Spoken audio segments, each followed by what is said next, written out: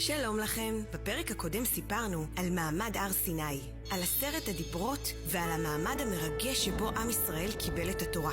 היום נספר על המשך התורה, על המצוות והחוקים המיוחדים שהשם נתן לנו. ממש אחרי מעמד הר סיני, הקדוש ברוך הוא ציווה את עם ישראל להקים בית דין, שידון את העם לפי דיני התורה, וחס ושלום לא לפי הדינים של הגויים. משה עלה שוב להר סיני לקבל מהשם את כל החוקים והמשפטים. השם לימד את משה את הדינים החשובים ביותר. דיני עבד עברי. מה זה עבד עברי? אדם שגנב ואין לו אפשרות להחזיר, הוא מוכר את עצמו לעבד, הוא מנקה, מבשל, מצחצח את הנעליים של אדונו, עושה עבורו קניות, וכל דבר שהאדון צריך. יחד עם זאת, מלמדת אותנו התורה שהאדון צריך להתנהג לעבד בצורה יפה ומכבדת. עד כדי כך שהתורה מצווה שאם יש לאדון כרית מיוחדת, הוא חייב לתת לעבד את הכרית המיוחדת והוא ייקח את הפשוטה. אם יש לו מיטה אחת, העבד יישן עליה והאדון יישן על הרצפה. למה? כי השם רוצה להזכיר לעם ישראל שהם היו עבדים במצרים, ושצריך להתייחס בכבוד ובחמלה לכל אדם. העבד יעבוד 6 שנים, ובשנה השביעית ישתחרר לחופשי, בלי לשלם כלום. ואם העבד נכנס לעבדות עם אשתו, היא משתחררת איתו.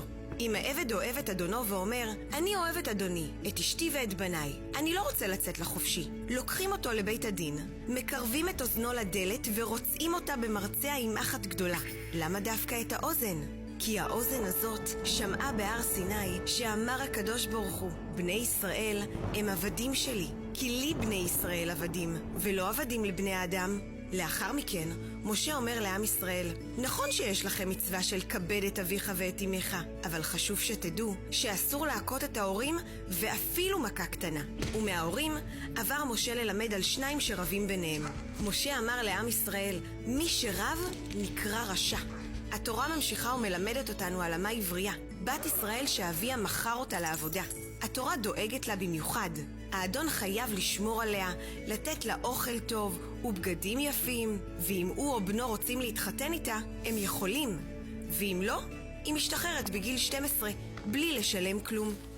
את כל זאת עומד משה רבנו ומלמד את עם ישראל מהבוקר עד הלילה, ואחר כך עובר משה ללמד על דיני נזקים. למשל, אם מישהו חופר בור ברשות הרבים ושכח לחסות אותו, והשור של השכן נפל לתוכו, מה יהיה הדין? ומתי החופר חייב לשלם? וכמה ישלם? ומה הדין של אדם ששומר על דבר של חברו? שומר חינם? שומר שכר? סוחר או שואל? לכל אחד יש דינים מיוחדים. מתי הוא חייב לשלם אם משהו קרה לחפץ ומתי הוא פטור? וואו, את כל זה מלמד משה את עם ישראל? גם לדברים הללו מתייחסת התורה? בוודאי שכן. תורת ישראל מקפידה מאוד על מצוות שבין אדם לחברו. יש גם דינים מיוחדים על גנב שנתפס, מה יעשו איתו ומה גובה הפיצוי שישלם. אבל אם החזיר את הגניבה לפני שנתפס ומתחרט, משלם פחות. התורה מזהירה אותנו במיוחד על הלוואה בריבית. אסור להלוות ליהודי בריבית, וגם כשמלווים בלי ריבית צריך להיזהר לא ללחוץ על העני אם אין לו להחזיר. ואז מגיעים דינים מיוחדים במינם. כל אלמנה ויתום לא תענון. אסור לצייר אלמנה ויתום. וואו, כמה שזה חמור וכמה צריך להיזהר. השם מזהיר שמי שיצער אותם הוא בעצמו ישמע את צעקתם. לכן, כשיש ילד יתום, צריך להשתדל לעזור לו יותר מכל אחד אחר. להקשיב לו, להחמיא לו ולעודד אותו. התורה מצווה גם להלוות לעני ולעזור לו, ולא לקחת ממנו משכון אם זה דבר שהוא צריך. יש גם מצוות מיוחדות של כבוד. אסור לקלל דיין, אסור לקלל נשיא, ואת התרומות והביקורים צריך להביא בזמן. ממשיך משה ומלמד אותנו גם איך להתנהג בבית דין. אסור לשמוע צד אחד בלי השני, אסור לקחת שוחד, ואם רואים את החמור של השונא עומד ליפול, חייבים לעזור לו. למה? כי צריך להתגבר על השנאה ולעזור גם למי שלא אוהבים.